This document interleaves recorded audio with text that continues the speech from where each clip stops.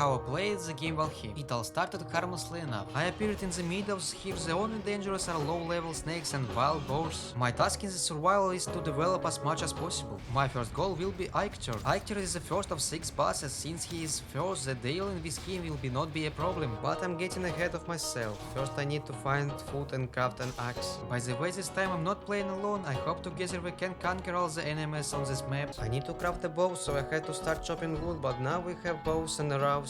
The bow in this game is a weapon, without which learning and completing the game will be borderline impossible. Coming down the hill we met a troll, which thanks to our bow we dealt with, also not without problems. I plan to craft full sets of armor from troll skin and skip crafting bronze armor so as not have to worry about money and tin and copper. At the moment we need to find a place for the base and at the same time collect all the berries as well as kill boars, deer and beehives. There was nothing for us to do in the meadows, so we decided to explore the nearest Black Forest. The Black Forest is the second most difficult biome, therefore the enemies there are much more powerful than in peaceful meadow. In the Dark Forest I found a tomb, but they quickly put me in my place. We decided to postpone the study of the tomb and the Dark Forest because we don't even have a base where we can store the extracted resources. Construction in this game takes a lot of time, not only because of its mechanics, but because of constant lack of resources. This house that I'm building will be temporary. Later, after studying this island, we will go to studying the entire map of this world. There we will be found the ideal place for our base. Don't forget about money and beehives. The house is almost ready. Don't forget that you can sleep on beds without a fire nearby, so you'll have to live with a hole in the roof. Haven't prepared food and built an extension to the house where all the improvements for our workbenches will be located. And also haven't peeled off the armor made from troll and deer skin.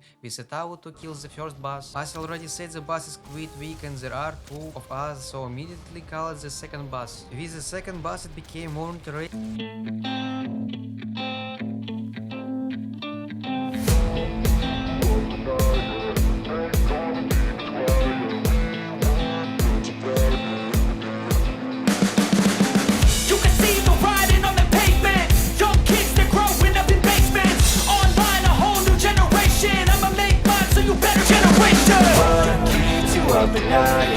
Make all the demons quiet, yeah, we were built to thrive, yeah. My bow even broke and I had to quickly set up a workbench. Our victory was obviously, so after beating another boss, we went to spawn, where we hung the head of the defeated boss and appropriated his mysterious power of ourselves, namely reducing the cost of endurance when running and jumping. The ability can be used once every 20 minutes and lasts 5 minutes. Also, when activating an ability, if there is another player nearby, then the ability is given to him too. But it won't be long before we figured this out. The boss dropped his head and horns, which will be useful to us for crafting the very first big axe, thanks to which we will be able to start mining tin and copper. I already said that I'm not going to craft bronze armor, which requires copper and tin, but copper, tin and bronze are needed in the other crafts, and at least we need to craft tools from bronze. It's time to return to the dungeon. They are inhabited by skeletons, which are divided into 2 types, archer and swordsman. By the way, all mobs in this game have different levels, which are measured in stars above. The weakest are mobs with 0 stars, and the strongest are mobs with 3 stars. In the dungeon, our task is to collect javelin and cores, thanks to which we can craft furnaces and portals. I also decided to mine some copper and tin. Unfortunately, each of us can carry 300 kilograms of resources, but in the future we will increase this figure to 450 kilograms. Along the way I came across Troll's cave, in which the troll himself lives, and there may also be treasures there. Having killed all the monsters that bothered me, I also decided to kill the troll, but due to its location this battle dragged on a little. Finally I defeated him and got the troll skin I needed to so much. By the way, Fanessine, my friend who is also playing with me now, is doing other thing.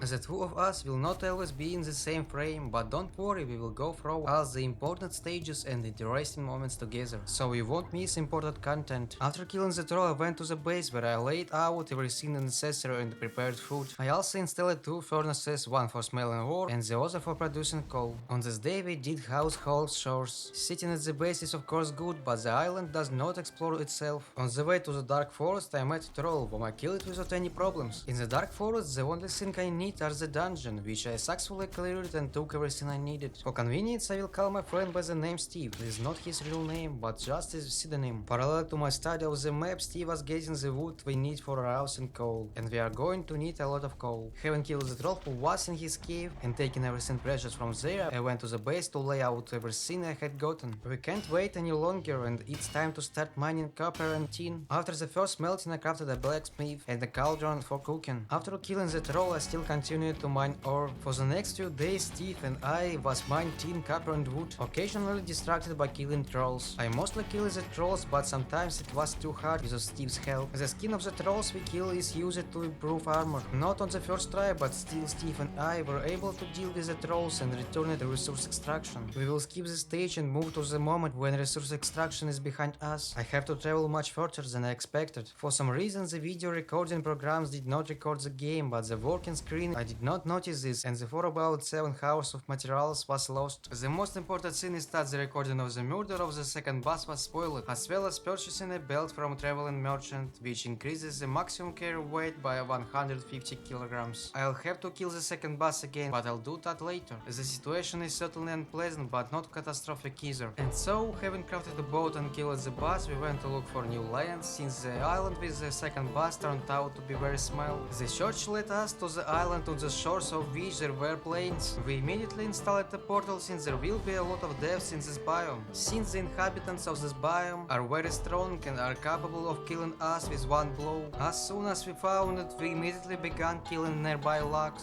These animals have a lot of health, but after 10 minutes we defeated them. Now our task is the same as the beginning of the game, we just run around, study and loot everything we see. At the same time trying to survive by killing goblins and fleeing mosquitoes, which by the way hit very painful. Having taken the first totem from the goblins, we moved on. Our way was blocked by the goblin village. It's home to all types of goblins, there are only 3 of them. First type is an ordinary goblin, which may have a spear, knife or torch. Type 2 is a goblin berserk, it differs in its size. Third type is a goblin shaman, he attacks with magic and looks like an old man. We dealt with everyone in this village, also not on the first try. I decided to go in the other direction where I found the swamps. In the swamps we are interested in crypts, in which we can mine iron for armor or construction. I didn't stay in the swamps for long, but immediately went to look for a place to base. Having walked further I saw a troll and a lux, whom I decided to set against each other. But to my surprise the troll could not oppose anything to the lux and lost miserable. At the foot of the mountain of Laundry, the dungeon of skeletons, there are never too many cores and gold is needed. Since the bell turned out to be expensive and we are now broke, I set up a camp at the foot of the mountain and decided that I would build a base on the mountain. It won't be easy because my armor of this biome is like paper, but despite the unbearable cold and bunch of wolves and dragons I will not give up and will find the ideal place for a base. I want to build a base in the rock, so I need to find a huge boulder and hollow out space for the base in it. It's also desirable that there is a clearing nearby where the stones will be located. To find a place for the base I had to die several times, mostly died from wolves, but the cold also made a significant contribution.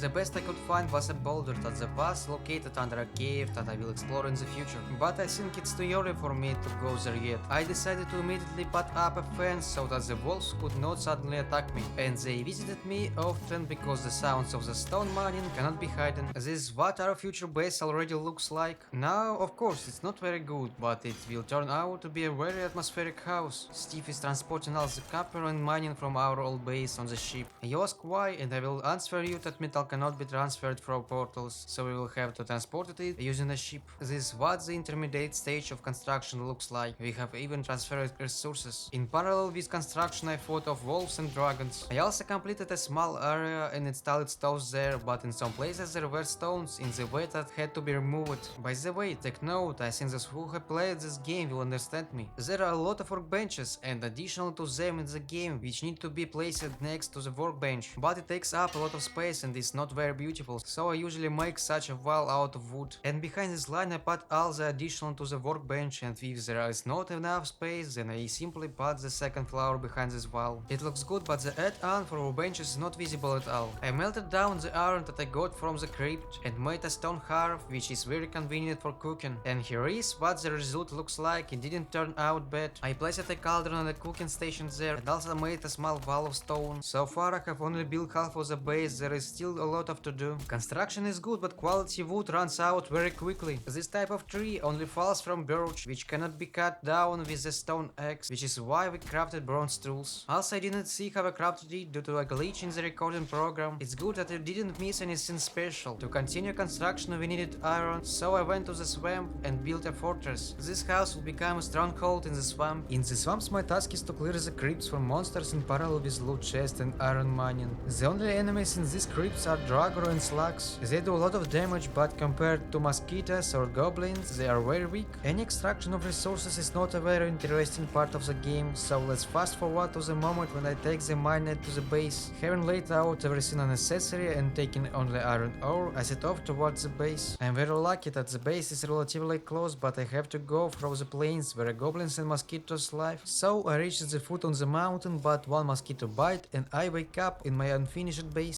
8 hours later.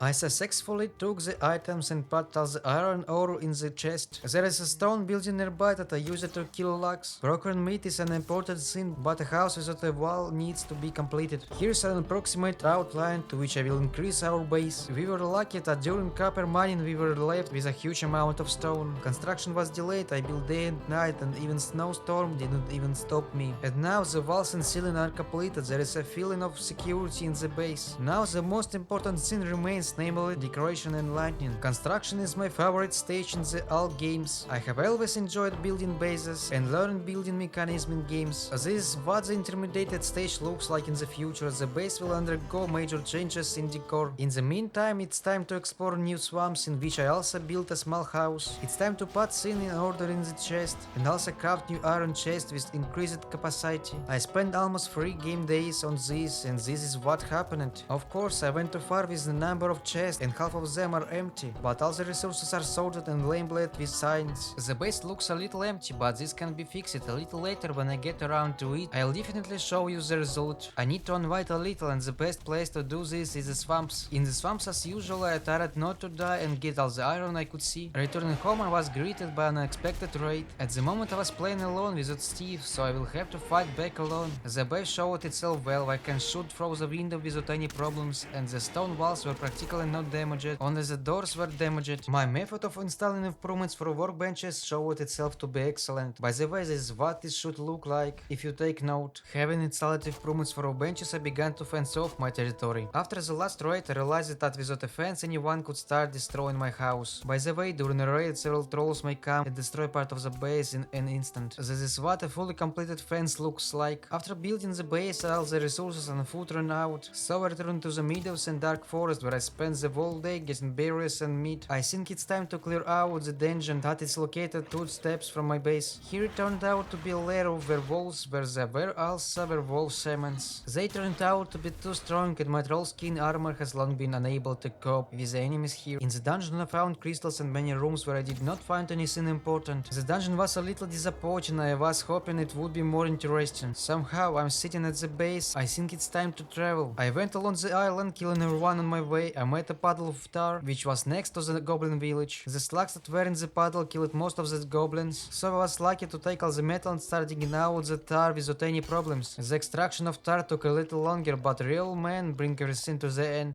8 hours later. I dug a small hole and got all the tar. I hope it's enough for me. With the help of tar I can finish the interior of my base. Dark wood looks much better than regular boards, no wonder it took me so longer to get it. Construction as usual is interrupted by an unexpected raid, and again I was attacked by a swamp monster, but killing them was not a problem. Construction has been delayed again, and this is what the intermediate result looks like. But this is what the base looks like from the inside. It's not as empty as before. I think this is pretty good result. Again a raid and again swamp monsters, they often visit me. This is where the episode ends. I think this is the strangest survival you have watched, because I didn't even show you how I kill the second boss. But in the next episode I will definitely show you how we kill several boss and my adventures with Steve. Subscribe to the channel and write in the comments tips that I can use in my playthrough, and I will go record the next video.